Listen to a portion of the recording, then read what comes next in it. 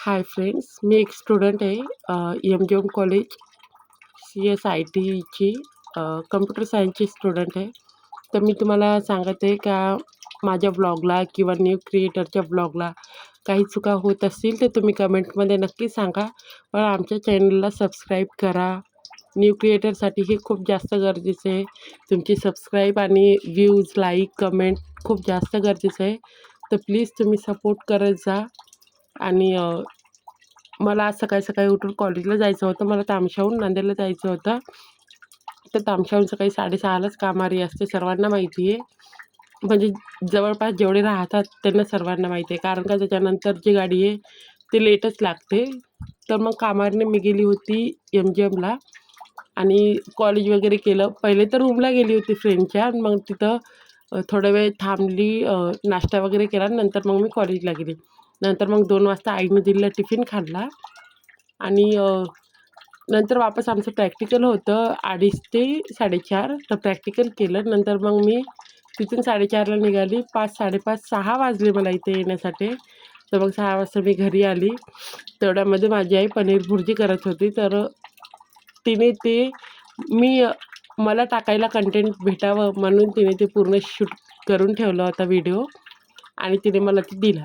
नंतर मग मी त्याला एडिट वगैरे केलं आणि तिला म्हणलं मी आजच टाकेन म्हणलं. पण खरंच यार घरचे किती जास्त करतात आपल्यासाठी. मला टाकायला नाही भेटायलं. रोज मला कंटाळा येत आहे. त्याच्यामुळे माझ्या आईने शूट करून ठेवलं आणि माझी आई म्हणजे असं जास्त काय शिकलेली वगैरे नाही आहे. तरी पण माझ्या मामाच्या मुलीला घेऊन तिने ते व्हिडिओ शूट केला. नंतर मग तिने पनीर भुर्जी करायला घेतली होती आज आणि सहजच केली. काही आयडिया नव्हती मला की तिने पनीर भुर्जी करणार आहे आई वगैरे, असं काहीच आयडिया नव्हती. आणि मी प्लीज सर्वांना मी वापस एकदा रिक्वेस्ट करत आहे की सबस्क्राईब करत जा प्लीज आणि व्हिडिओला लाईक वगैरे करत जा, कमेंट करत जा. जे तुम्हाला वाटत आहे ते कमेंट करत जा. चांगली असेल किंवा आम्हाला काही चेंजेस करायला सांगायचं असेल तर प्लीज कमेंट करत जा यार. कारण का नाही का जे करते त्यांना माहिती राहते. मलाच नाही, मी सर्वांना म्हणत आहे, सर्व क्रिएटर जे न्यू आहेत त्यांना सर्वांना कमेंट करत जा, सबस्क्राईब करत जा, चुका सांगत जा. कारण का चेंजेस आम्हालाही करता येतील. आणि एक आहे MGM कॉलेजला अटेंडन्स आणि असाइनमेंट वगैरेची एवढी जास्त प्रॉब्लेम होत राहते. कितीही करा कमीच वाटते. तर फ्रेंड्स, असाइनमेंट झालं, पूर्ण झालं, फॉर्म भरणं झाला, प्रॅक्टिकल संपले, सगळं झालं.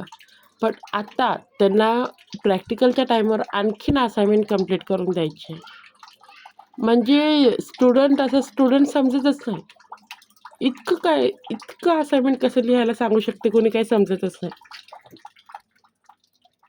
तर जाऊ दे म्हणलं, असं पण नाही, लिहावं तर लागणारच आहे, विलाज नाही त्याला.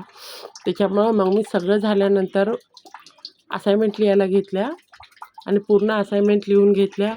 कारण का लिहावं लागणारच आहे, विलाज नाही त्याला. तर काही सपोर्ट करत जा आणि पनीर भुर्जी खायला या.